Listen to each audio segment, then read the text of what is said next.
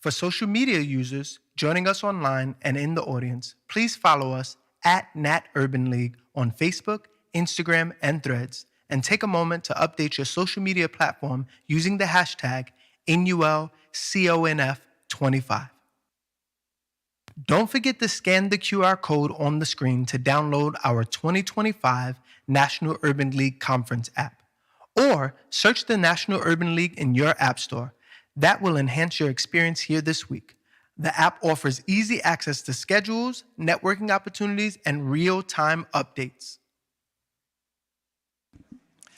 Before we begin, we kindly ask that you please mute all cell phones and electronic devices.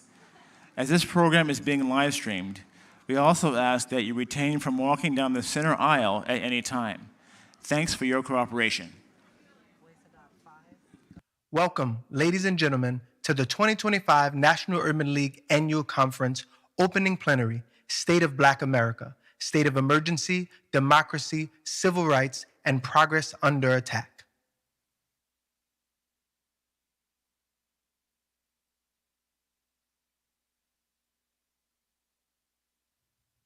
Now, please welcome Rhonda Spears Bell, Senior Vice President and Executive Producer, National Urban League Conference.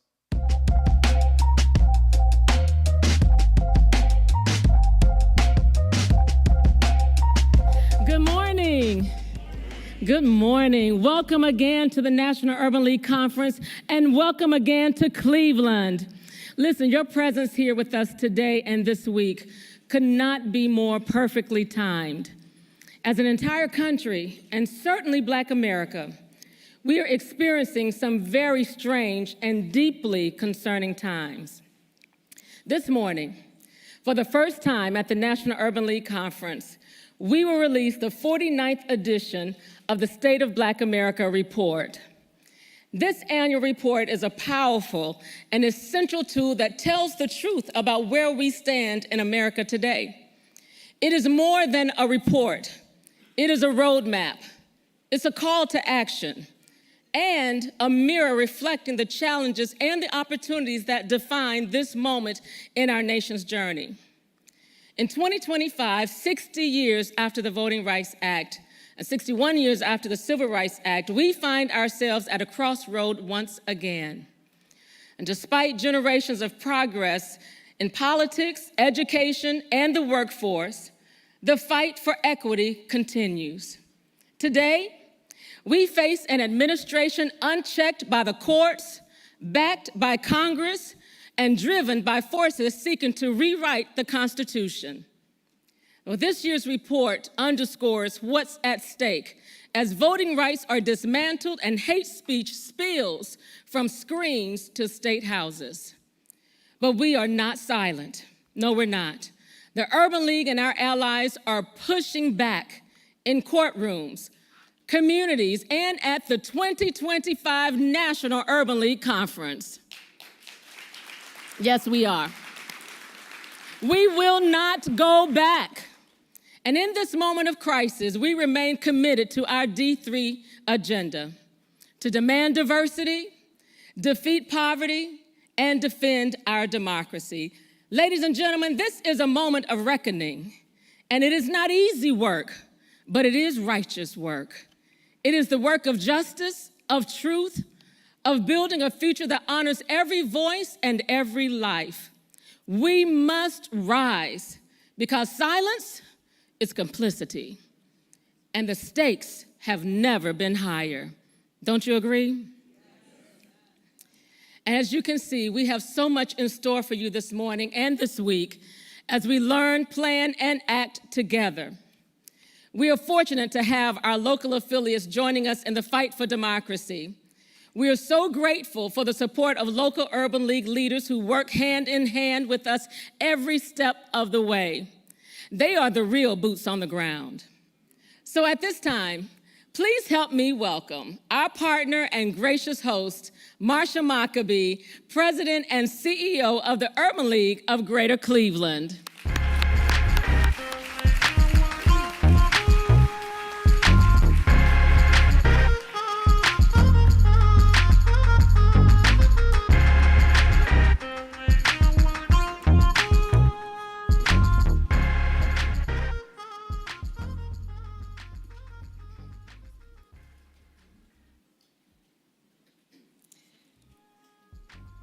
Good morning, everyone.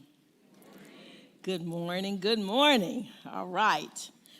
What an incredible honor it is to welcome you to the Thursday plenary session of the 2025 National Urban League Conference right here in the city of Cleveland. We are so happy to have you.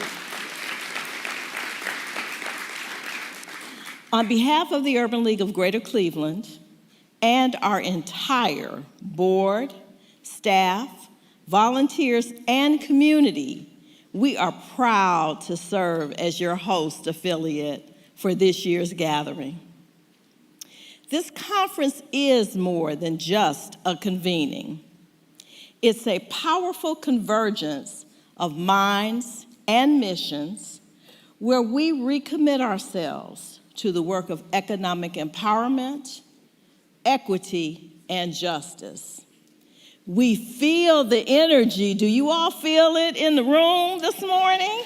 All right. Excellence and urgency that define the Urban League movement. And as we begin today's plenary, I want to thank each of you for bringing your brilliance, your commitment, and your voice to the table.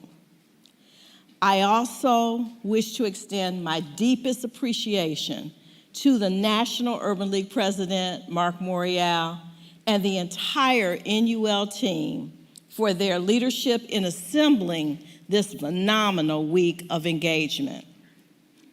Let's continue to lean into the tough conversations, lift up the solutions, and leave here more connected and inspired than ever. And I would like to take just a personal moment and just do one shout out. We promised you last night at the host night an epic event. Did we deliver?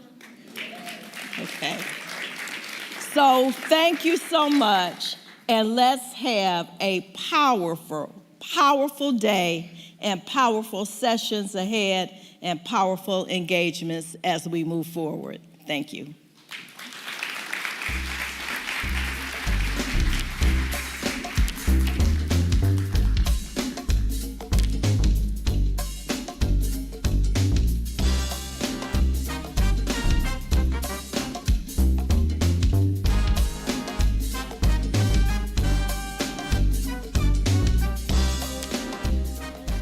Let's give Marsha Maccabee another round of applause.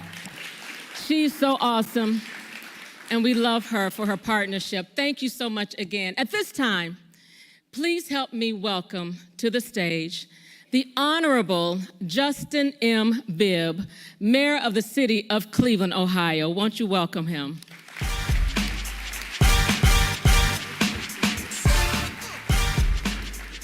Good morning.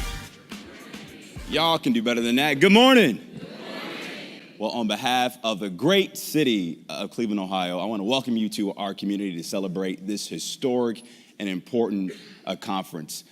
Let's give our great CEO, Marsha Maccabee, another round of applause if we can for amazing leadership. I also want to thank the local board chair, Kevin Clayton, for throwing a good party last night, I heard. Now, as the mayor, I don't have that many get out of jail free cards, so y'all can't party too hard this weekend in our city. And I want to also uplift this incredible leader of this amazing, historic, important organization, my fraternity brother, Mark Morial, for his leadership and all that he does to support Black Americans across the country. We are certainly at a crossroads in our city and our state and in our nation. And when folks think about Cleveland, most folks may not think that Cleveland is the birthplace of Black political power. But in this city, in 1968, we elected the first Black mayor to lead a major American city, the late, great Carl B. Stokes. And as the youngest Black mayor in the city's history, I feel a profound moral obligation to make sure that Carl B. Stokes' vision becomes a reality. And since I took office, we have worked tirelessly to make Cleveland a national model of urban innovation. From the work that we've done to create one of the first commissions dedicated to uplifting Black women and girls in our city, to the work we're doing in Cleveland's southeast side to spearhead nearly $100 million effort to close the racial wealth gap, and the work we're doing right now with nearly $5 billion of investments in our city to make sure that Black developers get more than their fair share to be a part of our country and the middle class. And so, as we reflect on this conference, and as we reflect on the conversation we're going to have this morning about the state of emergency in our democracy, I want to leave you with this. As my late grandma once told me, well done is better than well said. I'm going to say that again. Well done is better than well said. And if there's one thing we've learned under this new administration in the White House, they know how to use their political power. And so when we get the reins of power once again, we need to take some lessons to make sure we don't waste our moment to uplift our people, because we are certainly in a state of emergency. So have a good time this week and this weekend, but when you go back home, let's get to work to meet the moment for our great nation. Thank you so much. God bless, and spend a whole lot of money when you're in Cleveland this week. Take care. I appreciate it.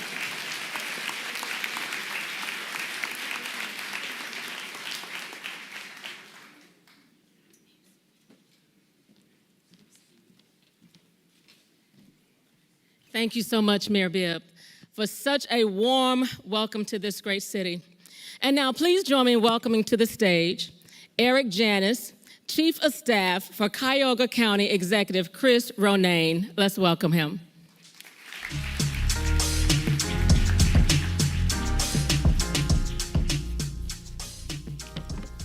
Well, good morning, everybody, and welcome to Cuyahoga County. My name is Eric Janis, and I'm Chief of Staff for Cuyahoga County Executive Chris Ronayne, who is traveling this weekend and could not be here. But on behalf of Executive Ronayne and all of us at Cuyahoga County, welcome to Cleveland, welcome to Cuyahoga County, and welcome to this important convening of voices, ideas, and action. Special thank yous to President Morial for your leadership in inspiring a movement of equity and empowerment, and loved your speech last night on the State of the Urban League. It was inspiring. Thank you. And to Marsha McAbee, the President and CEO of the Urban League of Greater Cleveland, thank you. Thanks for being a force for justice in our community, and thanks for throwing a great party last night. It's an honor to join you in this opening session, especially one that speaks with such urgency and clarity. State of Emergency, Democracy, Civil Rights, and Progress Under Attack. That title isn't just a theme, it's a reality we're all being forced to confront. We are living in a moment where hard-won rights, such as voting rights, are being chipped away, where the truth of our history is being banned from classrooms, and where the promise of full participation in our democracy is not a reality for many. That's why the work of the National Urban League is so vital. Today's session reviews the State of Black America report, and it's a mirror held up to our nation and asks, are we living up to the vision of 1965? Are we safeguarding the vote, protecting civil rights, ensuring real progress, and not just symbolic wins? We all know the answer, not yet. But that's why you're here. That's why we're here. Cuyahoga County is proud to be a certified welcoming community, a place where we work to strengthen equity, defend democracy, and build opportunities for every resident. But we know we're not immune to the threats facing our communities nationwide. So we're also here to listen, to learn, and to stand with all of you in the fight to reclaim and renew the promise of the Voting Rights Act. We're honored to host you here in Cuyahoga County, and we're grateful for your work. and we're ready to be part of the urgent process this moment demands. Thank you, and have a great conference.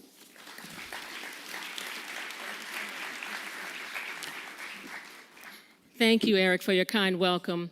As a leading national organization with local affiliates, our collaboration demands substantial commitments of time, expertise, and financial resources.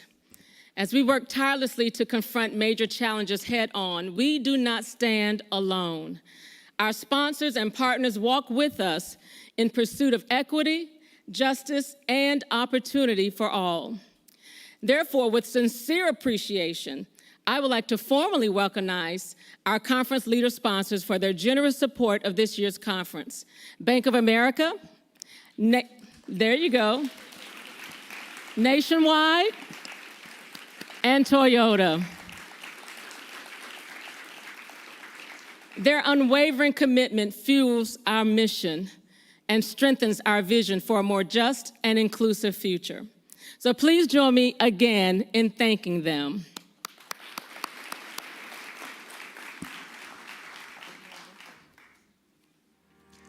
What would you like the power to do? The power to fulfill your vision for the future. The power to give with purpose. The power to navigate the art world. What would you like the power to do? The power to build a business. The power to pass down your values. The power to give lasting meaning to your wealth.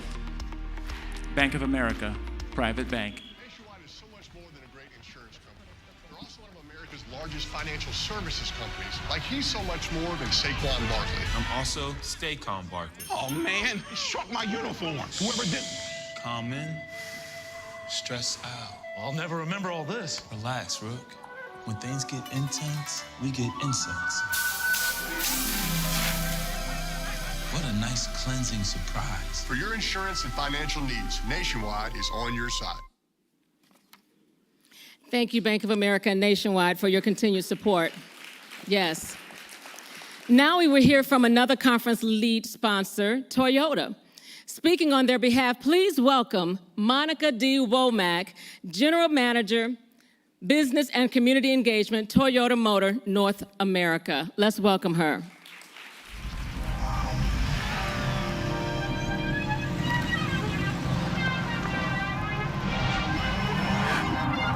In case you didn't know, these young men are driven, quite remarkable, magnificent, and unmistakable. Nah, they don't dream, they manifest. Patience is practical, so they prefer urgency. These are the ones. Unapologetic about who they are and what they want. They don't seek your guidance or mentorship. No, sir. No, sir. These are the prodigies, the savants. They hear now. The ones we've been waiting for. And they are not asking for you to pass the baton. They are methodically planning the perfect moment to take it. The new generation of Toyota drivers are here, and they want you to know one thing. You can't stop my...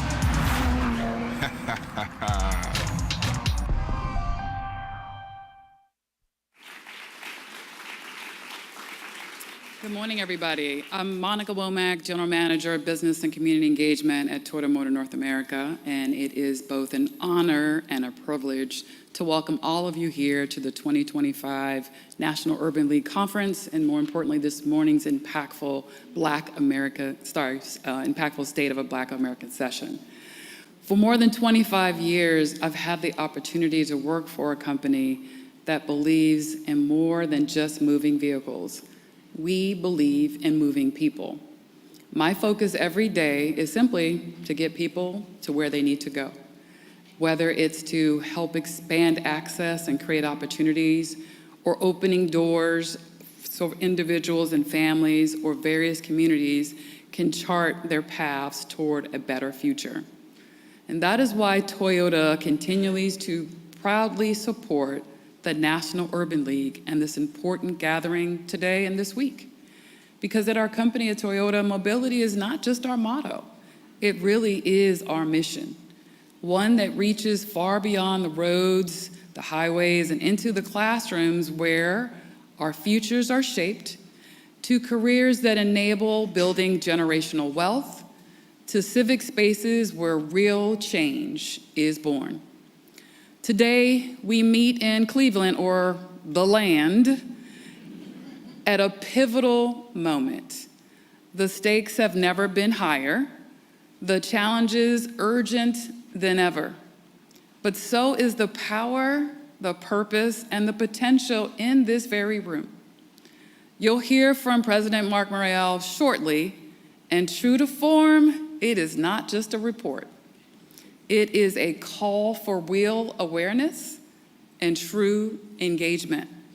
So I want to thank all of you for getting up early this morning, for showing up, for being present, and for standing in this moment with purpose. Let's all keep moving forward together. Thank you.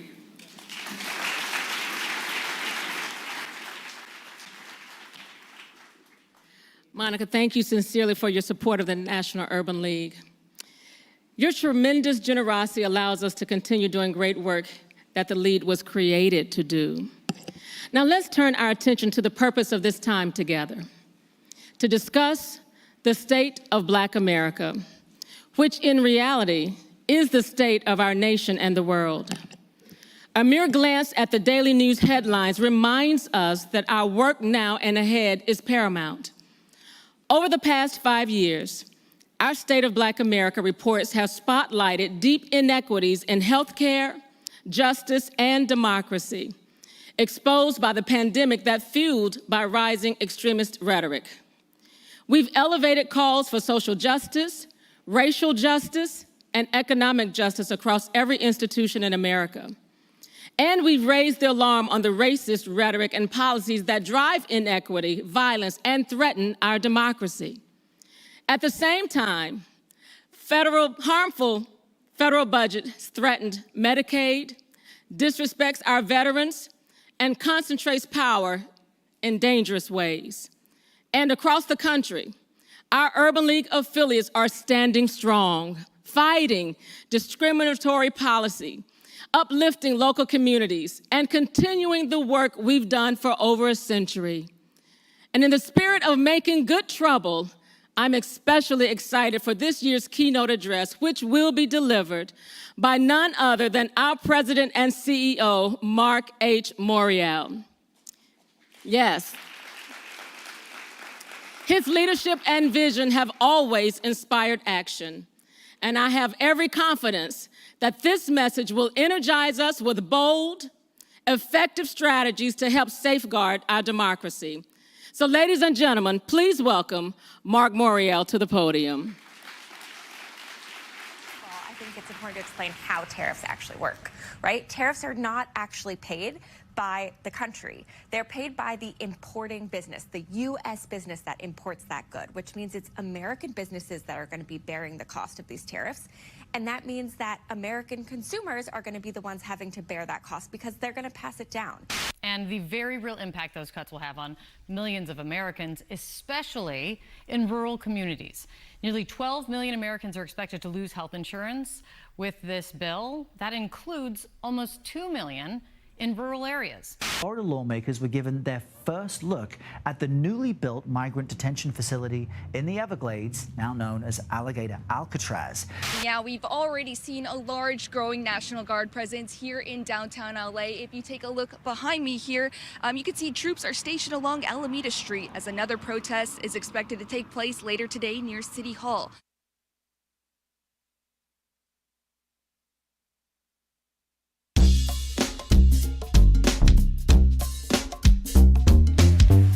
Good morning. Good morning, good morning, good morning. And let me just welcome everyone this morning. I want to thank all of you for being with us last evening. I got a report this morning, Kevin, that each and every one, with the exception of about 20 people, met curfew last night. But there were a few that were hanging on at the end, looking for more music, more food, and more spiked ice water. Now, And thank you, Chair Murphy. Let's give our chair a round of applause. And also other members of our Board of Trustees. Board members, please stand. The Board of Trustees of the National Urban League. A number of our members are here. Thank you very much.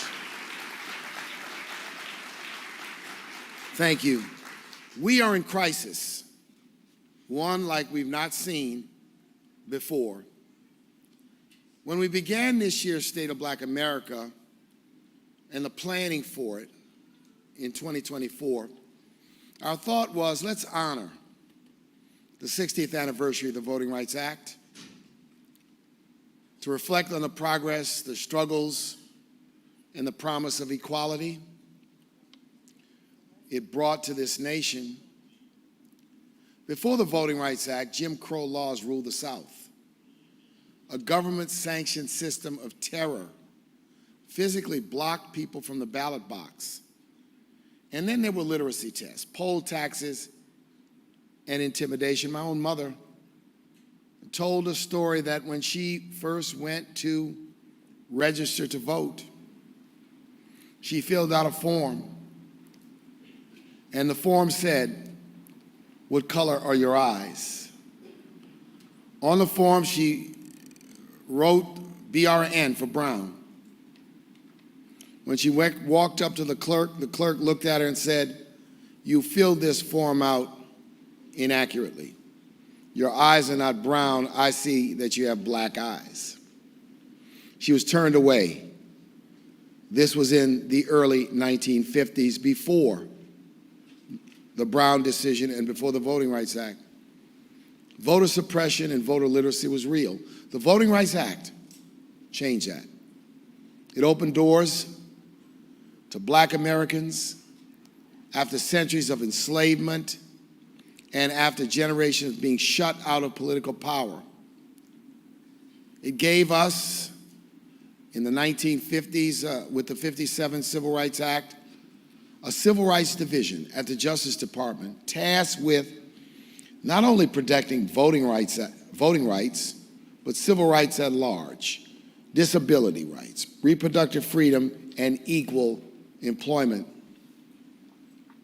In a twist of fate and in a torturing of common sense decency, that same division, the Civil Rights Division of the Justice Department, has been twisted into a weapon. It now has been tasked to enforce anti-diversity and anti-equity executive orders that have stripped millions in funding from healthcare, education, and housing. The word equity has been smeared as some sort of preference or some sort of giveaway. The word diversity, equity, and inclusion has been smeared as though it means something obnoxious to American values, as something that must be earned, and that these rights must be earned in the wealthiest country in the world. These things are not just wrong, they're dangerous. This didn't begin with policy, it began with rhetoric, hate speech, lies, conspiracy theories festered on the internet, on the dark web, until they found a home in mainstream America. These views have always been present in this nation. But most elected leaders, whether they were D or R, banished these sorts of views to the fringes of American political thought, to the fringes of American politics. Regrettably, today they've become part of the mainstream and therefore acceptable by some, but obnoxious to us. What started as a war on woke has become a war on truth and a tool to dismantle voting rights and other rights. The lie that the 2020 election was stolen has fueled some 300 voter suppression bills across the country. States are purging voter rolls, requiring strict ID matches, making it difficult and hard to register to vote. Right here in Ohio, which I shared with you last night, was once the citadel of abolitionism and the anti-slavery movement. In the early days of this nation, 2 proposed laws threatened to erect new barriers on Election Day. And unlike past times when courts stood as a check, we now are beginning to see, particularly at the level of the Supreme Court, a complete collapse of those constitutional guardrails. The system meant to protect democracy is being used to dismantle it. Simply put, this is a state of emergency.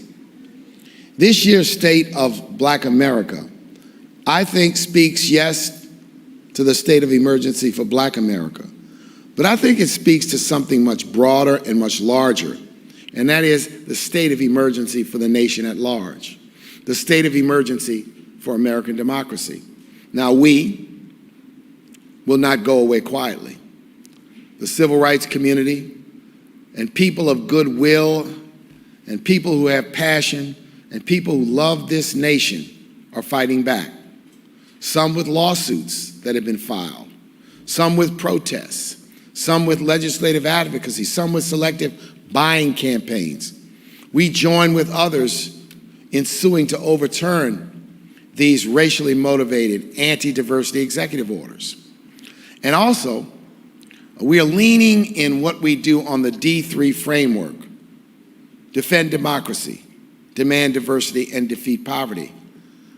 Earlier this year, at the beginning of the year, as these executive orders came down, we convened a historic roundtable of some 20 organizations, civil rights and social justice organizations. Who was in the room? Certainly the African American civil rights legacy organizations were in the room. Prominent Latino organizations were in the room. Prominent Asian American organizations were in the room. The HRC, which represents the LGBTQ community, was in the room. Several Jewish organizations were in the room. The Arab American organization was in the room. We built a round table which was multicultural to focus on diversity and to uplift all that is good and to try to build the broadest coalition to fight. We communicated with the White House. We communicated with the public, demonstrating that diversity, equity, inclusion is not just good policy, it's good economics. It's vital to our democracy. Some get caught in the nomenclature of diversity, equity, and inclusion. What does it really mean? I encourage everyone to go back to the root. The root is the principle of equal opportunity. The root is the Civil Rights Act of 1964. Whether it's diversity, equity, and inclusion, whether it's affirmative action, whether it's equal employment opportunity, all of these are mere implementation strategies, implementation steps, implementation programs to make the promise of equal opportunity real in every way and in every measure. And so we include in this year's State of Black America report a section on how diversity, equity, inclusion help to expand voting rights, civic engagement, and economic participation. The clear through line from the Civil Rights Act to the outlawing of employment discrimination to increase economic opportunity and rising turnout is one of the hallmarks of the progress of the second half of the 20th century. As I've said before, we're heirs to that legacy. We're progenitors of that legacy.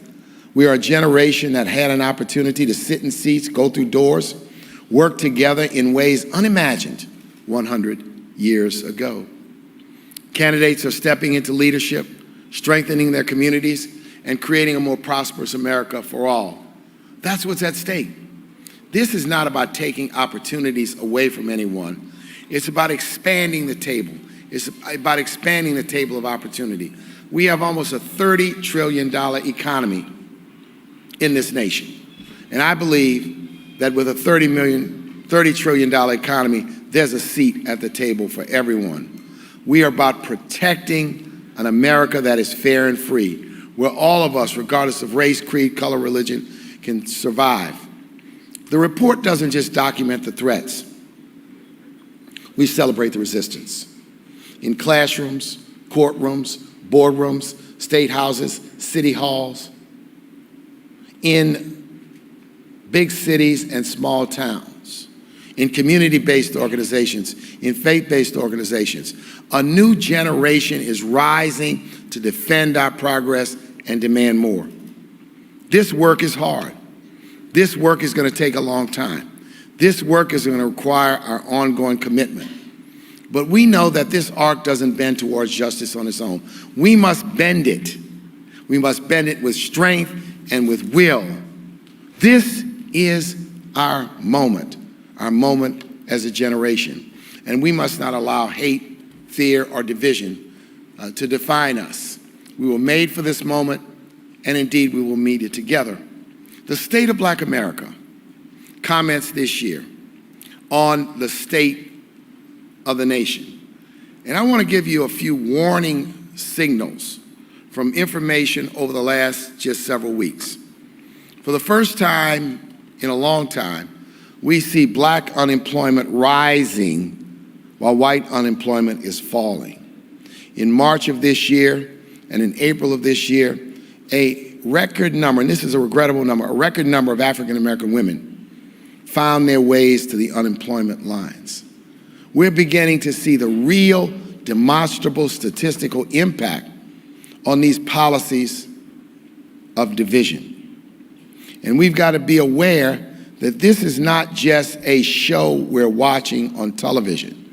This is not just a movie that we're going to rate and observe. It's not a horror flick. It's not a melodrama. It is real, and it is affecting all of us. So after this, we're going to have a great panel discussion led by Ed Gordon with some important thought leaders to talk more about the state of Black America and the state of the nation. And I'm grateful for all of them for being with us today. A few participants could not make it because of flight challenges due to the weather on the East Coast, but I'm happy that they are here with us today. Suffice it to say that almost 50 years ago, when Vernon Jordan released the first version of the State of Black America, it's because he was confronted with an administration at that time, the Ford administration, which had completely ignored the difficult challenges that Black America faced.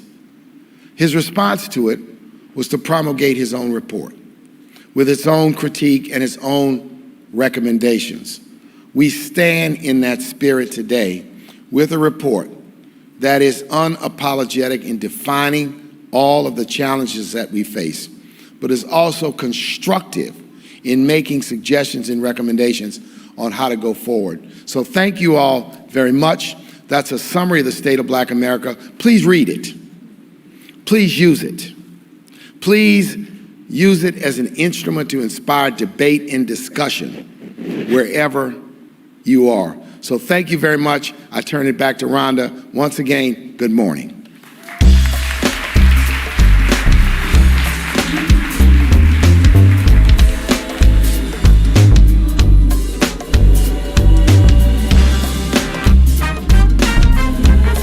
Isn't that powerful? Thank you, Mark, for your fearless leadership and unwavering voice in this pivotal moment.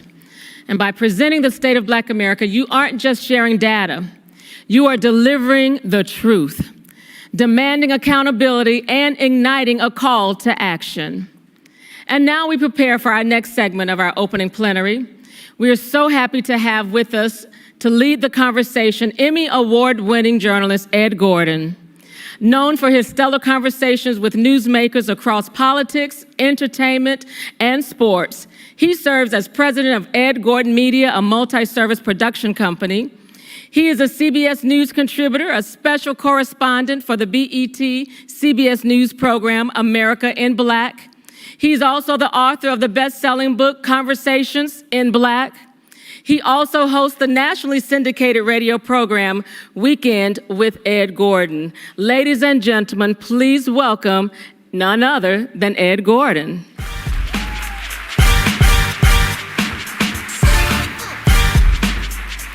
Good morning. I know 8 people have said it. Good morning. All right. Listen, we are going to get right into this as time is going to move by a lot quicker than we would imagine. You've already heard where we sit in our time and the importance of us moving forward. So let me bring out 3 women who have been on the front line of this fight for many, many years. We will also have an opportunity for you to ask some questions. But as our time is short today, I would ask that you keep it at a question rather than a comment. You can hold your comments when we leave the room. You can speak all you want in the hallway. But we would ask you to keep your questions brief, and we will go from there.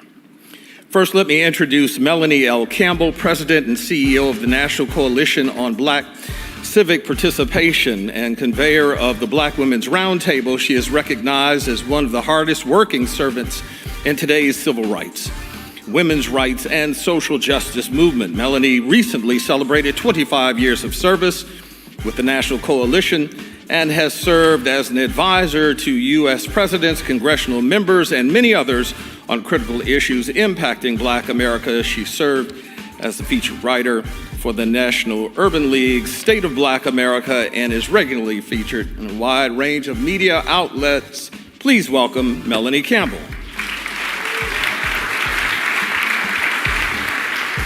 Next, Maya Wiley, President and CEO of the Leadership Conference on Civil and Human Rights. Attorney Wiley is a nationally respected civil rights attorney who has litigated cases for the ACLU, NAACP Legal Defense Fund, and the U.S. Attorney's Office for the Southern District of New York. She has been a program curator in philanthropy, nonprofit, government, and higher education, and co-founder of the Center for Social Inclusion, now part of the Raise Forward and National Policy Strategy organizations working to end structural racism. Please welcome Maya Wiley.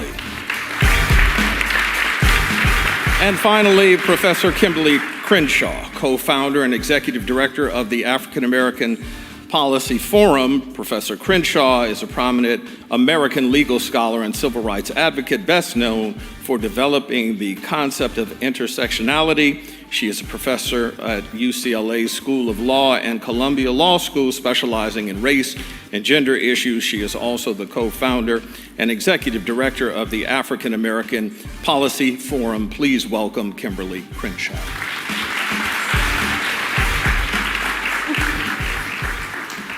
Ladies, so good to see you all, and it is not an understatement to say that all of you have been on the front lines of this fight for a long time, because we should note that this is not a new fight. It has been ongoing for decades now.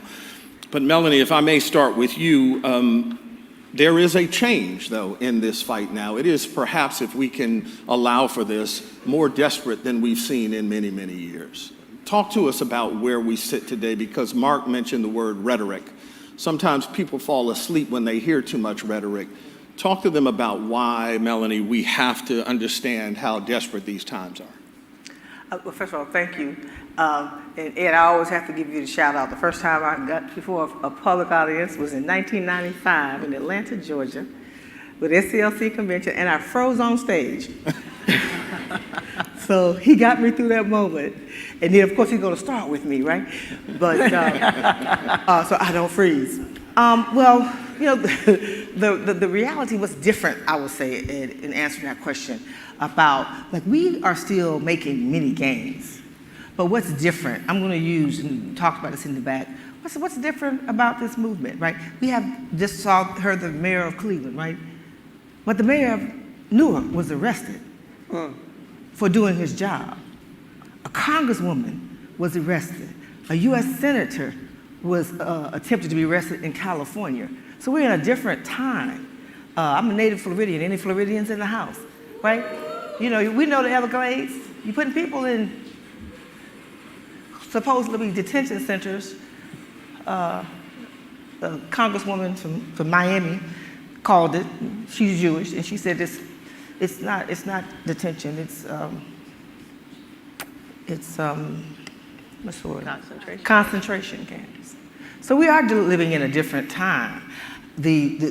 with that backdrop, right? And so it calls for us to really, really dissect that and how we ask people like me, who are not afraid to get arrested.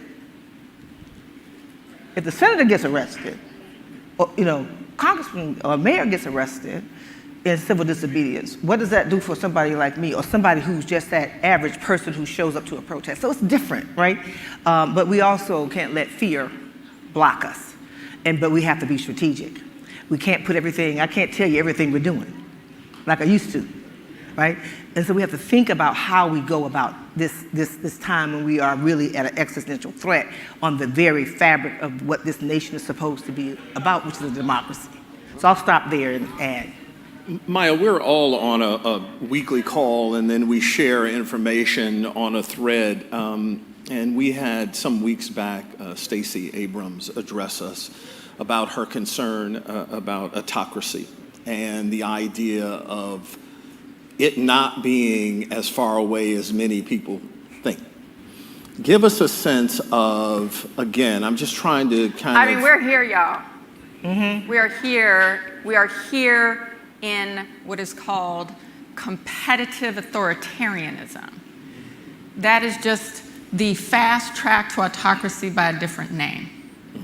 And we have to acknowledge it.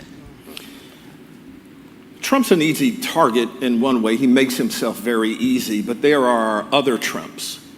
Someone like a Stephen Miller, for instance, who may be as dangerous, if not more so, than Donald Trump. What has to be done to make sure that these people are not only known to all of us, but combating what they're putting out there?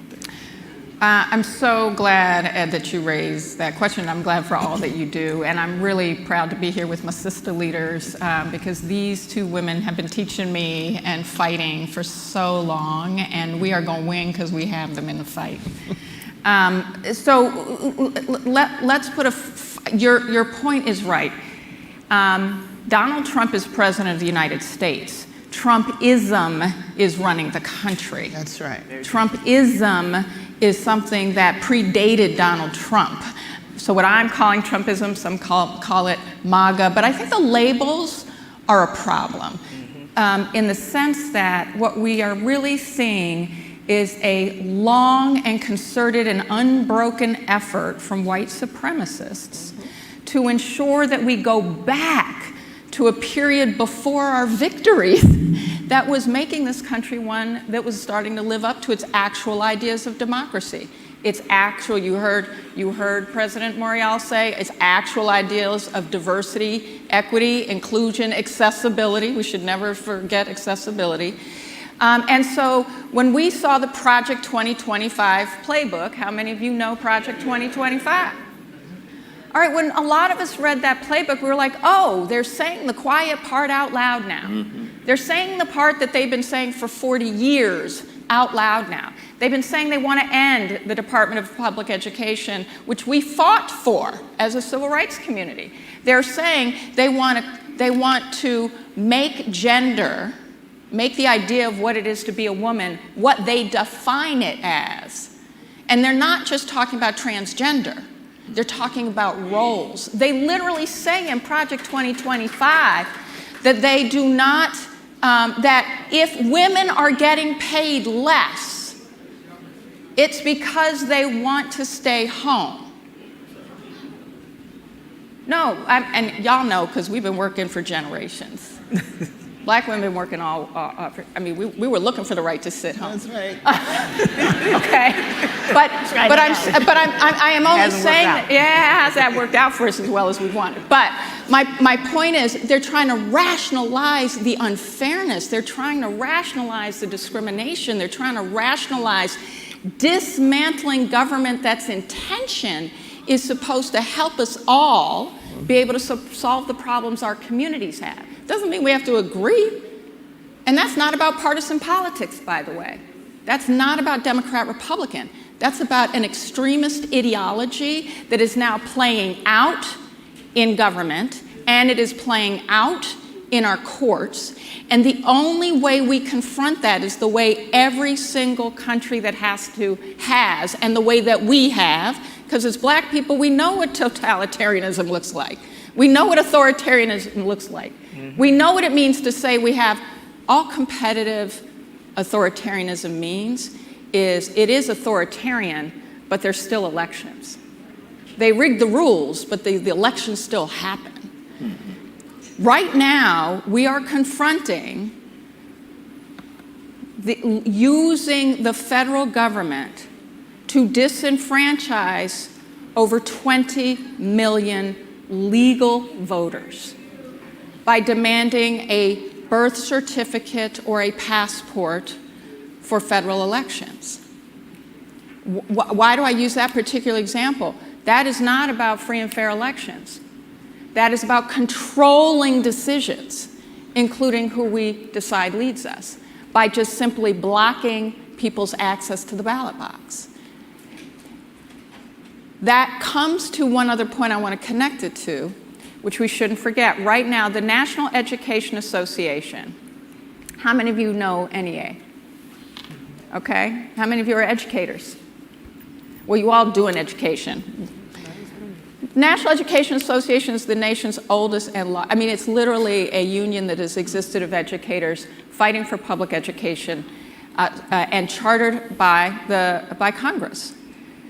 Because they have opposed closing Department of Education, because they have opposed slashing programs about learning about how to teach better, because they have opposed the cuts to grants and the cuts to Title I funds to public schools that are coming, because they have done what they're supposed to do in advocating for their 3 million members and their over 14,000 communities, education communities. That's us.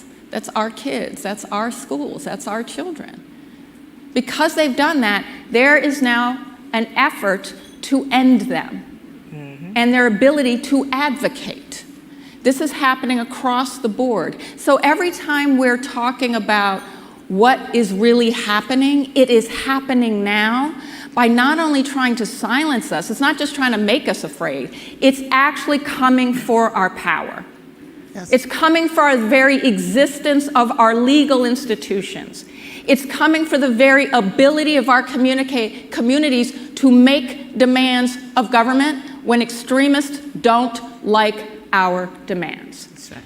Yeah. Yes. So what do we do? We make our demands. We make them loud. We talk about who we are. We talk about what we need. We talk about what we want to read. And we talk about the fact that you are not going to come for our institutions or our communities because we are your bosses. Mm-hmm. Let me take that point, Kimberly, because you've had this clarion call for a long time. I think you were ahead of the curve in trying to kind of ring that bell and tell people what was going on.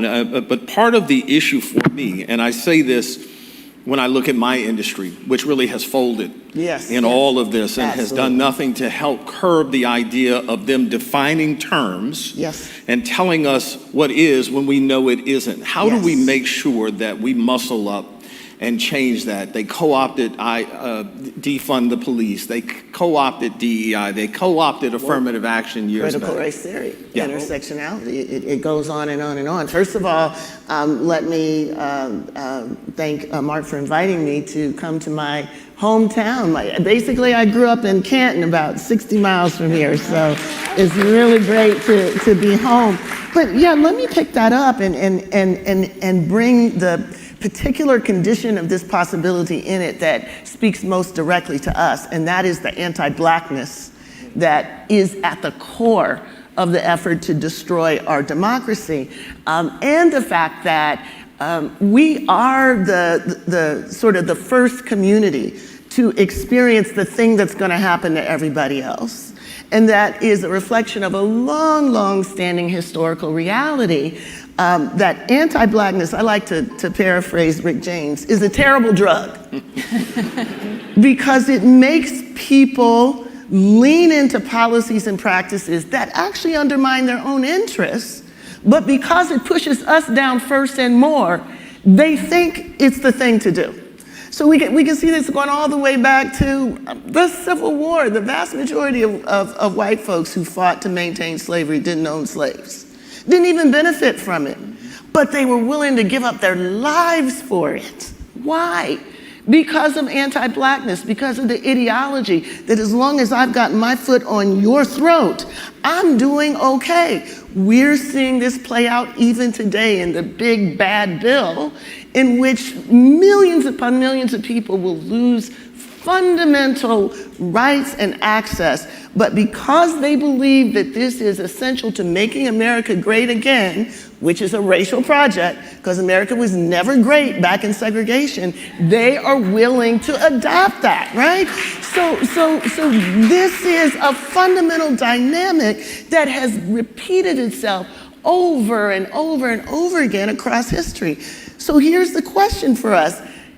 Because we know this playbook, and I'll say this again from my folks in Ohio, y'all know that I come from the Football Hall of Fame town. Most of my analogies are football. Here's an analogy. People hold on to their playbooks because they think that if the other side knows the play, they'll be able to get ahead of it. Many of us thought that if we tell people about Project 2025, that is the playbook for dismantling our democracy, we'll be able to get ahead of it. Turns out, not so much. Being told exactly what they're going to do to dismantle our democracy didn't work. My sense is the reason why is that they didn't think they'd be harmed by it. They thought we were the ones that would be harmed by it. This is the condition of this possibility that we have to begin to address. So to go to your point, Ed, for years we have been arguing not just with the MAGA folks, because at least they're on brand. They know what they're doing. The argument is with our own folks who were willing to say, oh, they're going after CRT. That's not me. I'm going in the other direction. Oh, they're going after 1619. No, I didn't really read that. I'm going in the other direction. Now, oh, they're going after DEI. I actually happen to be the director of DEI in my company, or I actually happen to be someone who got a job because of expanding recruitment. Now it is clear that we cannot pivot away from a racist attack, because what they're attacking is not the particular project or the particular group. They're attacking the entire infrastructure. So what we're looking at now is a paradigm shift away from the civil rights consensus, away from what most people think when they hear we shall overcome, away from what we do every year that we celebrate Martin Luther King. It's a paradigm shift. It's a repudiation of that entire project. Now, the question is, what do we call this? I love the idea of competitive authoritarianism. I like reminding people of what Langston Hughes said. He said, you don't have to tell the Negro about fascism. We know what fascism is. That is what white supremacy has always been. It is fascism, but we don't call it that. Our country doesn't call it that. Why? Because that happened to black people, right? The same thing happening somewhere else in Europe, that's a problem to people. They worry about that. So I get in debates all the time with some of my colleagues when I say we're in a fascist regime. They're like, oh, not so much. And they list all the things that happen in Europe. That's telling me that in their view, they don't have to worry until the stuff in Europe happens to them. They're not thinking about the things that have happened to us since we arrived here. So that's the history that we have to bring back. So I'll end with this. You've been asking what we should do. One of the clearest things is when they try to take away our memory, when they try to take away our literacy, our ability to read, to speak the truth as we see it, know it, and experience it. It is a way to legitimize racial hierarchy and inequality. If you can't talk about what's wrong, if you can't talk about the history of how we got here, if you can't advocate for the kind of policies that are necessary in order to redress that, then you've basically created a regime in which you have massive amounts of inequality that will grow, and we are unable to actually speak to it and demand any kind of recompense. That's what the project is right now. And that's why we have to do everything possible to protect our history, to protect our museums, to protect our books, to protect our knowledge, to protect our ideas, to protect our memory, because that's where our strength is. My good friend, Barbara Arnwine, who today is doing a massive effort to protect the right to vote, the John Lewis Day of Action, always says when I call her up and I'm whining about, they're coming after critical race theory, I can't get anybody to get involved. She says, look, Kim, no dog barks at parked cars. Nobody tries to steal something that isn't valuable. So if they're trying to come after our history, our books, our institutions, it's because it's valuable. That's right. And we have to do everything to protect it. Let me continue the sports analogy. Melanie, you and I were talking about this backstage. The idea that we also have to look in the mirror and find out why we landed where we are. There is a sense of, if you think about a sporting event, a good coach will look at the game and say, I've got a shift at halftime. What I thought was going to work isn't working. I need to make some change. Give me a sense of what you want us to do in terms of change. Well, I would say it this way. Look at your neighbor. Say, you the leader you're looking for. Look at your other neighbor. You're the leader you're looking for. Everybody in here has a role to play in this. And I mentioned, folks said, well, when y'all gonna go out here and, show up and get locked up? I brought that up because it is part of a strategy, direct action, but you have to be strategic about that in a different way right now. As I'm not doing that right now. That's not the playbook right now. But what is the playbook is when you talked about it, Kim, when you had your Freedom to Learn week, where we spent a whole week where we focused on just that. Focus on the fact that if we're going to protect our own history, what does that look like, right? That means we're not going to, we spent that whole week, not just a day, a whole week, where you had us actively engaged in what do we do about freedom to learn and protecting our history. Part of that was in the streets. Part of that was social media, all the kinds of things. Part of that is writing a check to the African American Museum or the museum in your own community. Because in Washington, D.C., it's not just the big museum that everybody sees, it's the Anacostia Museum, right? It's the museums in any town. Think about all the things that are in your community. So if you want to save Black history and history, save it where you are. And that will bubble up, right? One of the other things, I was saying, how are we going to deal with these elections, right? And the realities of, I still believe that it's still part of the strategy that we have to utilize. And with young people, I've been active, and I mentioned things that are happening that as a leader you can also follow, right? So going and being, many of us, part of the State of the People Power Tour, Angela Rye and some of the younger leaders, being a part of the solution, right? And I know there's a lot of folks in here from various backgrounds, and I'm gonna say this too, and this is no disrespect, but to the corporate leadership, we need y'all to step up, right? Why do we need you to step up? There is no such thing as a free market society without a democracy. And so if corporate America doesn't step up in the ways that you can, and understanding that there is no appeasing a dictator. Right. It's only, you just get put over here, oh, so I got you, so you're over here. We got solution people still fighting over here. So if enough of these folks over here end up over here, we're done. Our children's children will live in a whole different country. We're there. Stacey Abrams was my intern when she was in Atlanta at Spelman College, right? When I worked for Maynard Jackson. Understanding that everybody has a role to play in this. And I don't have all the solutions. Because we've never, if we look at our civil rights history in this country, we've had our lives threatened. But I've never been in a position where if I get locked up, you could send me to El Salvador or Sudan right? Or for home folks in Florida or down in those damn doggone Everglades. It's a real thing. And when we think about, oh, it's just the immigrant people.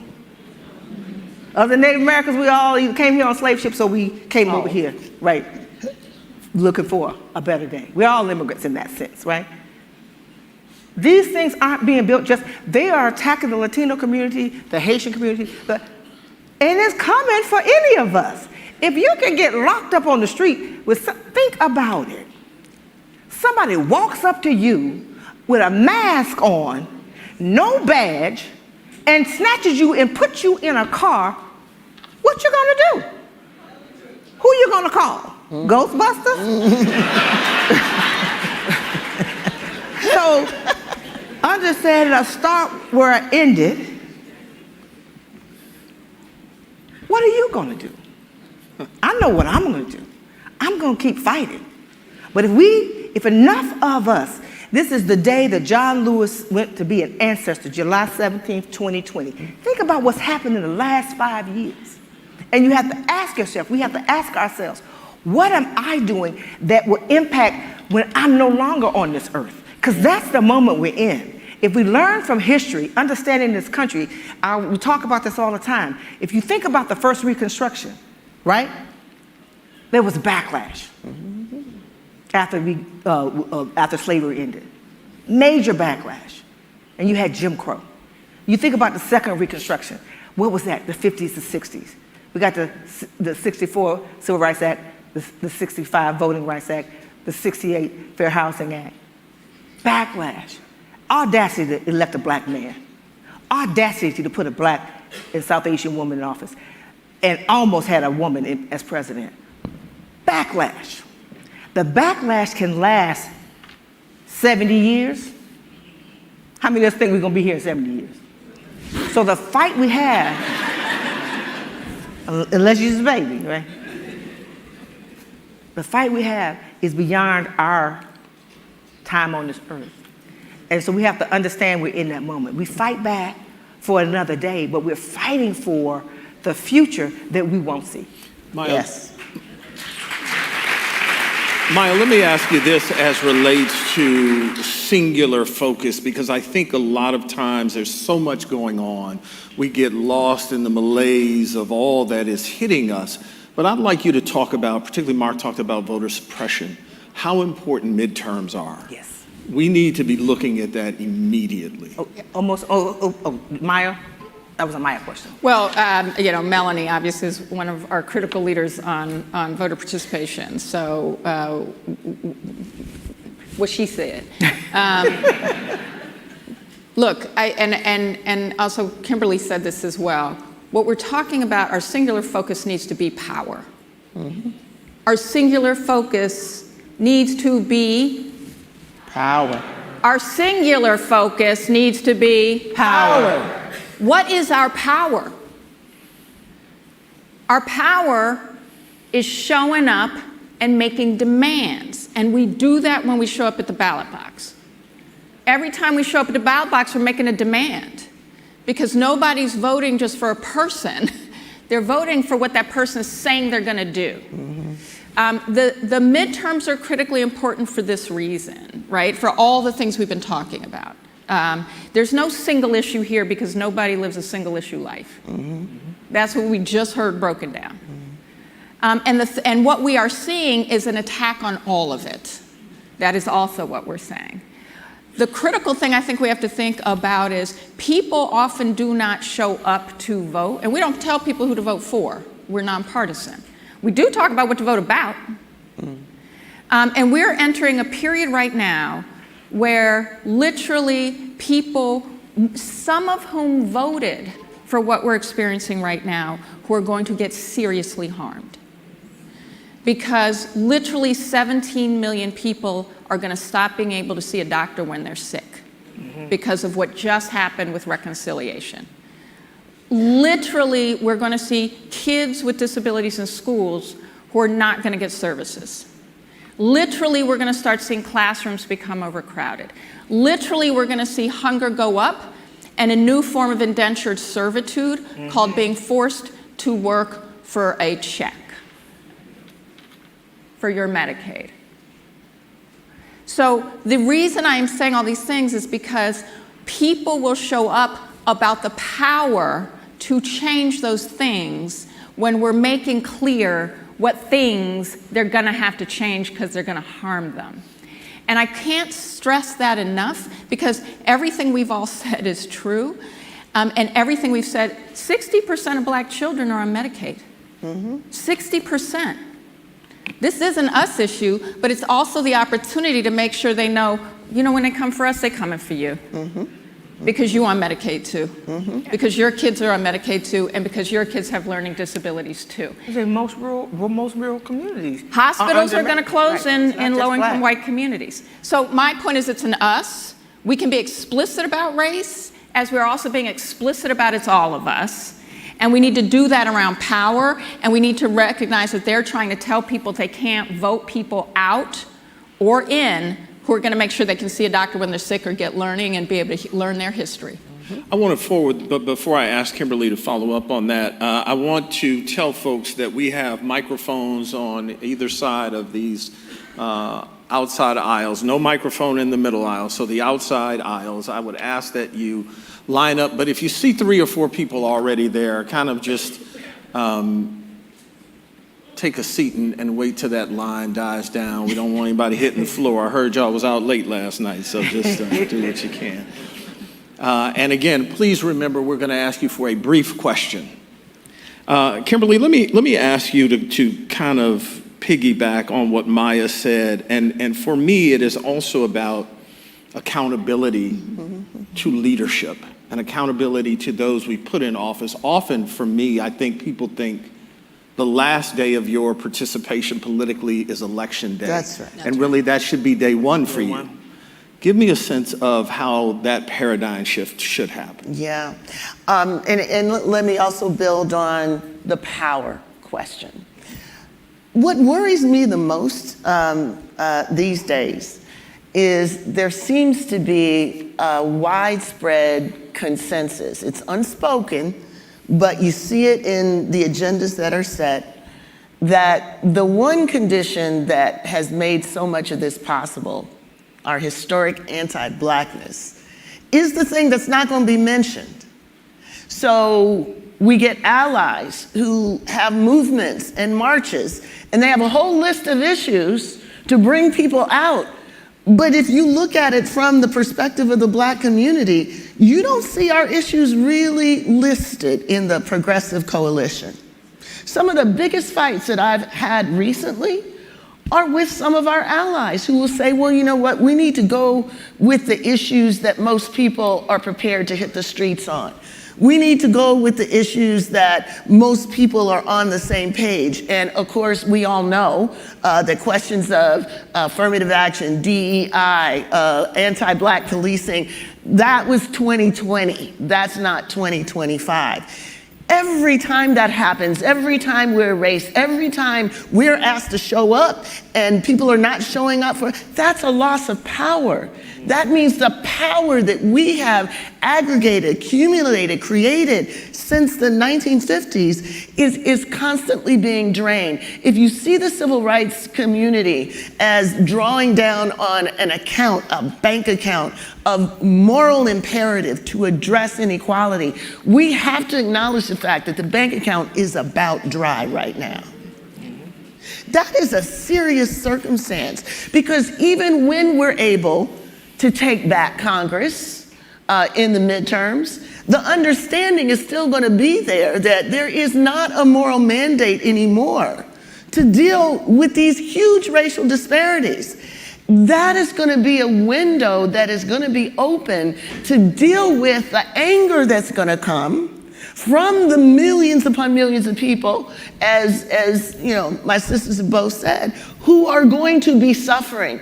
As long as our administration, as long as the plutocrats know that if they can point the finger, like Charles Stewart did many, many years ago, killed his own wife and child and blamed it on black people, everybody went after them, that's exactly what's going to happen now. So we have to be prepared to demand accountability, not just from our elected officials, but yes, from our elected officials, but also from our allies. So when we see that we are not part of the agenda, when we see the questions about redlining and wealth disparity and health disparity that impact Black people, Black women, Black children not being mentioned, then that's a moment for us to fight, even if it's in the room of allies. That's the accountability that our future generation demands from us. So I completely agree with Melanie, who reminds us that, yes, we're in a retrenchment moment, right? We had 3 good months of people saying, yes, we're gonna deal with racism. Yes, Black people, we're gonna deal with you. 3 months. That's right. Now we've had 5 years of retrenchment. We had 10 years of Reconstruction. We had 70 years of retrenchment. So the cycles are happening quicker. The retrenchment is deeper. So if we think about what's happening now and playing it forward, we're probably looking at another 70, 80 years of retrenchment unless we don't get out there right now and fight it with everything we've got. So I'll end with this. What you all are doing here is exactly what you have to encourage other people to do. We cannot fight this on our phones. Mm-hmm. The civil rights movement wasn't phoned in. People put their bodies where the issue was. We were able to build community and connection. You all are in the front lines of that, and everybody needs to bring 10 more people into that. That's what we're going to need to fight. And we should note 2 things, because there will be younger people who will say, well, that's a generational thing. No one is saying that the phone isn't important and that there isn't movement toward it. It just can't be the singular thing that I liked it and I did what I needed to do. We have to utilize the technology, but we also have to use muscle, real muscle, to get a movement. The other thing we need to make sure that we understand is there are fights that have been going on generationally that are still going on. Take a look at redistricting and redrawing lines. Texas is doing that as we speak. And so it's very important to make sure that some of the things that we thought we already fought, those battlegrounds are still active and we still need to be there. All right, let me turn our attention to the audience. And again, please remember a quick question. So I'll start on my left and we'll ask you to tell us where you're from, your name, and then give us your question. Hi, my name is Walt Dixie from Syracuse, New York. Syracuse. I really want to, this is my therapy for a moment, is that we ran a sister named Sarah Knowles for mayor in Syracuse against the Democratic establishment, and we won by 40 percentage points. The reason I say it in that way, because she wants to run, she talks like you. She's a younger woman, but she talks like you ladies. Is that we recognize that Black men are not in the battlefield, younger or old in Syracuse, the disparity, and if we won an election, we feel that we're not going to be a part of it, and we're making the hard discussions about the unions portray this country. We don't talk about union membership, not union leadership. That's got to be out there. And 2, we have to, how do we introduce young and older Black men that their role is vital and important? If not, we don't get that right and force state government to invest in these communities, not 60 days before election, a year from today for the future. And we're not having those conversations. Thank you. You ran for mayor. So. Well, and I was born in Syracuse, so hello. This is a very critical issue and point, and I think, and you've actually you answered the question, because the reality is if we are not talking to and listening, mostly listening, when I say talking to, I mean listening, to what our young Black men are saying, we will not be building power with them. Because power isn't built on telling people what they want or need. It's built on listening to them and working with them on what they want and need. And I think we're seeing that in real time in our politics in many different ways, and it's the brokenness, where we're not saying, and some Black men, let's be clear, not most, but some Black men showed up and voted against what I would argue are our community's interests, including their own. But if you listen, what they were saying is, I'm sick and tired of people thinking government works for me. Right. and just telling me what they're going to tinker with, and I want someone who's going to blow it up. But what we have to do is listen to, and to do what? What is it that we're supposed to be? And I think we know a lot. Often we won't be surprised by what we hear. This is often jobs. It's often an actual future. It's often something real about being able to take care of oneself and have a future. But I'm saying that because I think we have to own that we don't do that enough, and therefore create and build their power with them, not by telling them what we want them to do. All right. Yes. Good morning. Good morning. Thank you for being here. Antonio White, 480 Advisors, former U.S. Deputy Assistant Secretary for the U.S. Treasury and former executive leader for the Federal Housing Finance Agency from D.C., but born and raised right here in Cleveland in the 90s in Kinsman. So I'm not going back. I'm an optimist. So I guess my question to you is what is our state and local strategy? For the last 4 years, Republicans have quietly done a grapevine strategy. And so I feel like we are always downstream. So what can we do to be upstream? What are we doing for the next 4 years between now and 2028 to have our own state and local strategy? And then the second question is, I did the racial equity audit for Treasury, and we audited all of the corporations and we read all of their commitments. How are we raising the threshold on how we determine the access we provide for corporations who find it very easily to pull away from our causes? And how do we make sure that we extract what we need from them when they come to our spaces as well? So that's my question. Thank you. The second question is how we spend our money. Just straight up. I did spend a time in corporate America. If you're a for-profit venture, then it's about the profit and the bottom line. How we spend our money and weigh in. So that's my short answer to that. And we're seeing that without calling names and being respectful of space. We do that. And we have to do more of that, right? When it comes to what we do the next 4 years, I would say the next 5. And I'll start with the decennial census. We're talking about power, and we have a government that's not going to. And I know, because I work partner with the Urban League, I'm going to shout out to Mark. We co-chair the Black Census Roundtable, and we are talking all consistently. But that has to be part of a long-term. We have to look at the power dynamic. Really, we need to look at it beyond 5. We need to look at it with a 30, 20, 10, 5 lens, and develop the kind of strategies that move that. What's happening, what we already know from the last decennial census, is that we've moved south. Nothing against Ohio, right? But there are states that we know right now that are likely to gain seats. That trickles down to your state legislatures as well, right? And how lines are drawn. It gets down into the weeds. But if we have to power map that political map for wherever you are, right? We are winning in mayor's races. We have a mayor right here, right? But we also know that the federal government impacts what that local mayor could do. I mentioned, I worked for Maynard Jackson. I was in a local, powerful, as we all know, that those who know Maynard Jackson's history, of how he was able to do, but we still had to deal with what happened with the federal government. And so we have to deal with that and lay out those kinds of mapping. We have to get down to the granular. We hosted a Southern Regional convening back in June that you all participated in various ways. Why? Because we need to get in a room, and I say we can do what we can do in conferences, but we have to go down to the granular and see where the power dynamic. Florida likely to gain a congressional seat. Texas likely to gain. Where are the power? California's going to lose some districts. So we have to look at that power map on that political spectrum and really get it all the way down to the local. We're winning. You go to a local town, if we've got the numbers, we're going to win the local elections.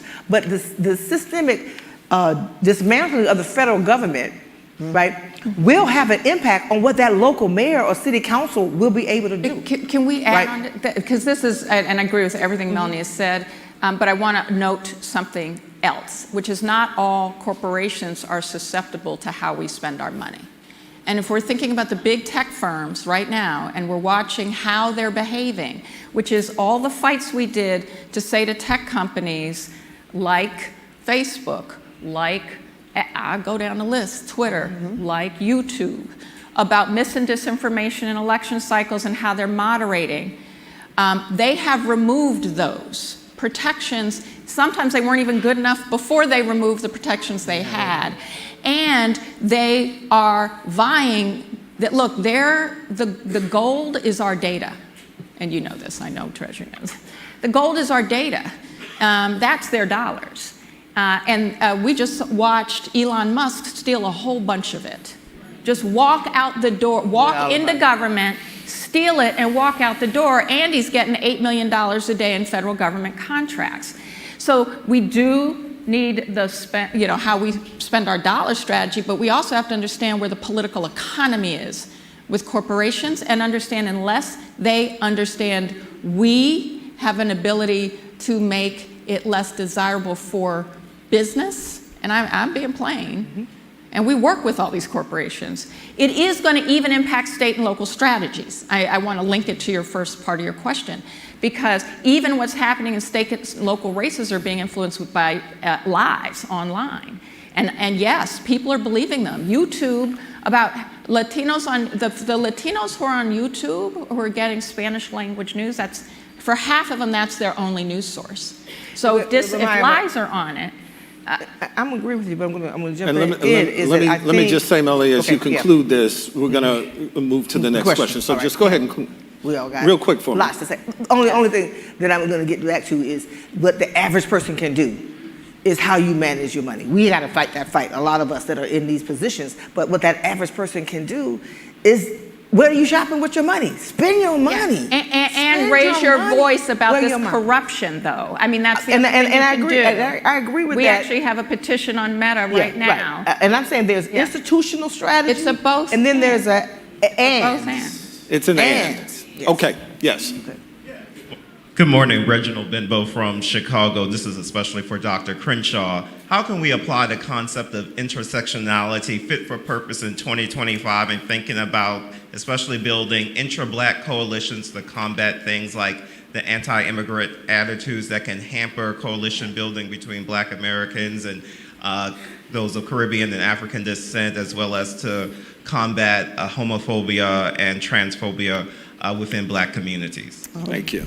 Thank you. Thank you for that question. The first combat move is to get intersectionality right. And so it has been subject to malignant disinformation. If you listen to the MAGA revolution, they would say that intersectionality is identity politics on steroids. Intersectionality creates a new pariah class. Intersectionality tells people that all they are is a bunch of identities. Intersectionality has never been about identity. It's been about how the structures in which we live disadvantage us based on who we are. And sometimes we're in a position where we are disadvantaged by multiple systems of subordination. So it's not that we're born intersectional subjects. We become subject to intersectional exclusion and subordination based on the society that we live in. So the first thing is just getting that right. Once we get that right, then it becomes easier to tell people, look, anti-Blackness is playing out both in the attack on immigrants as well as on the attack on naturalized American citizens.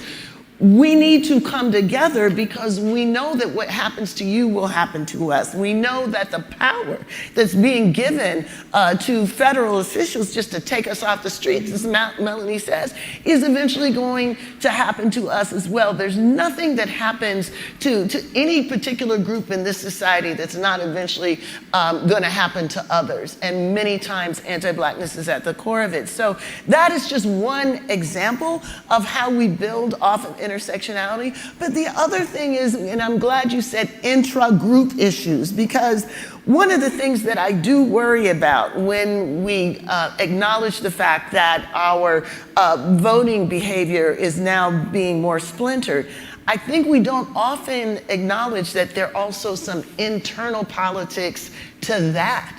That are about intersectionality. So I'm the last person to say that this last election was determined, by us. We, Black voters, voted for the pro-democracy candidate more than anybody else. That was really, really important. It's also true that there are divisions that intersectionality probably has something to say about. 92% of black women got democracy right. We got it right. And usually do. Right? And 87% of black men get it right. Usually when you get an A grade or A minus grade, the teacher says, okay, these are the people we want to emulate. Tell us how you were able to figure out what the pro-democracy vote was, what the pro-future vote was. Tell us how you got it right. Instead, we got sent to detention. Nobody talks about why the 92% and the 87% got it right.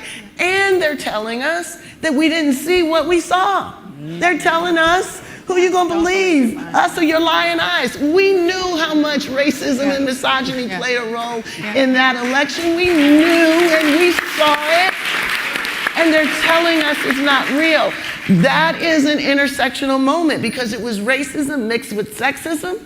And a lot of our pundits are not able to identify that. So it's both intersectionality inside.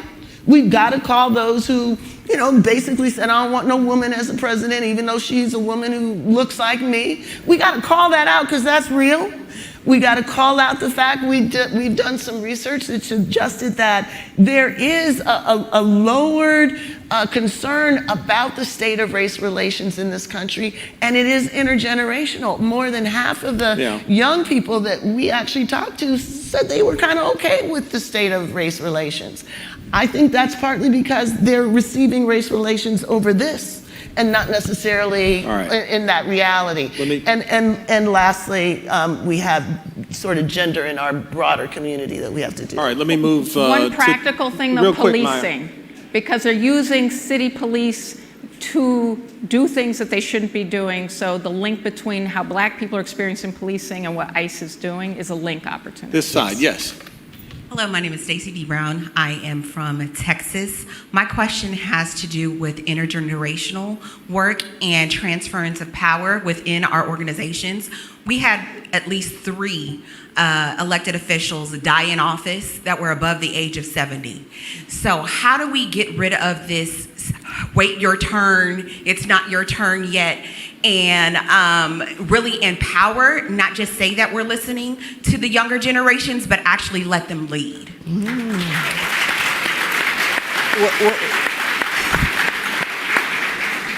I've lived long enough to know that some of that they all gonna just die out, right? Just gonna die. Just gonna die, right? And that's just fact, right? The other part is because this young brother, that just the mayor, right? What I do see on a local level across this country, young people are running, right? Y'all have young professionals. How many young professionals in here, right? Young professionals, right? You all, if you're not, I'm sure, and I know you do because I was there when it started. That's how long I've been around the Urban League, right? When you started Young Professionals, I was a young professional, right? I'm no longer that, right? At heart. But that's where it starts, and you organize yourselves to make sure that that's a part of your overall strategy as young professionals, is to do that. And I think that's part of it, right? You think about the fact that you almost had a woman and a South Asian woman become president of the United States, right? In the scheme of things, she was pretty young running for that position. So I know that sometimes you just have to bulldoze your way through, right? You have to bulldoze your way through, but you also organize amongst yourselves as leaders, because you're already those leaders, right? The people who got elected, when you think about black people getting elected, they got elected young. And then there were people who didn't want them. There were people in the civil rights movement who didn't. I spent a lot of years in Atlanta politics. Anybody in Atlanta, Nancy Flake in here, right? Understanding that you had to force your way through, right? When John Lewis became congressperson, he was relatively young, and the establishment didn't want John Lewis. I was there. I was living in Atlanta, and we were the rabble-rousers that we're going to put him in office, and he was able to serve. So some of it is you just got to ram your way through, baby. And let's be clear. Let's be clear. That's not new. Yeah. Historically, that has always happened. And to your point, one time we were all the young people coming up. We had to either wait for them to die out or move them aside. And that's really going to be upon you, whether you want your group decide we're going to wait for them to die off, or we're going to say, no, enough is enough, and we're going to get a little louder and engage ourselves. But our generation has to be significantly better at building the network. We do. Yeah. We are not doing enough. And unless we're building the network of relationships, we are not helping that next generation take over. And on that note, let me say something about what I think the role of leaders, existing leaders, can do in building that network. One of the things that my organization, the African American Policy Forum, is doing actually in 2 days is building community with Representative Justin Jones. He is the tremendous representative in Tennessee. We've gone there now 2 years in a row to do summer school, and summer school built off of Mississippi Freedom Summer, where young people actually went into communities and built community with them. We know that we need to be what Justin says, we need to go to the tip of the spear. If we want to know what 2025, Project 2025 is going to look like across the country, we need to be in places like Tennessee, where that was the laboratory for the destruction of inclusion, destruction of democracy. And what we're doing when we're going there is building cross-generational relationships. We bring the freedom riders into conversation with 18-year-olds so they can share the common history. We're bringing people in who will help people learn how to podcast, how to do reports, how to use social media for political ends. And we're bringing people who've been thinking about fascism from a racial perspective into conversation with organizations, with leaders, and others who are seeing it playing out on the ground. So we have to curate these spaces where we can share our common wisdom and bring people in who have the capacity to be the leaders of the next Yet generation. sharing wisdom cross-generationally is one thing. Conceding power cross-generationally is another thing. And we should note that human nature is human nature. A boss don't want to give up being a boss often. I want somebody to take this, please. Okay, that part. Yes. That part. Good morning, Desiree Calaguay. I'm from the greater Cleveland area, and I work between DC and here as an educator, coordinator, instructor, teacher, and so on. And I wanted to also address the networking before I pose my question to you. Kudos to Urban League of Greater Cleveland. They do a lot with the youth and networking here. And also the Cleveland City Club, oldest free speech organization in the country. They have no fear to address everybody and bring everybody to the table. And they have built up a mighty youth forum. It is extremely extensive and includes thousands. So the work is there, but much more work has to be done. But my question pertains to education. Let's keep this quote in mind before I pose it. Francis Bacon said, knowledge is power.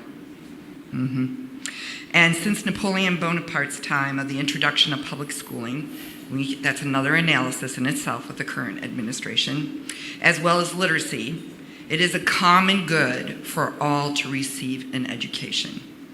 So this is the predicament that we have, and I welcome a recommendation on strategies. We have teachers, counselors, etc. They are instilled with fear as to what they're permitted to address and not address. They are also given strict directives of what to ban. They also are dealing with 30, 40 children in a classroom without an intervention specialist, with 50% IEPs and so on. And we do have, and I need to point this out. I need you to get to your question. Okay, sorry. We do have key individuals in executive administration in companies and so on that are doing the work, and they've been doing the work since the civil rights movement. But we need more, and also the other layering of management. What are the next strategies? What are the next steps in terms of motivating those individuals and motivating more people and more sponsors and more corporations and nonprofits? Two parents went to a school board and got books banned. Two. How much power do we have? How many people in this room is a parent? How many?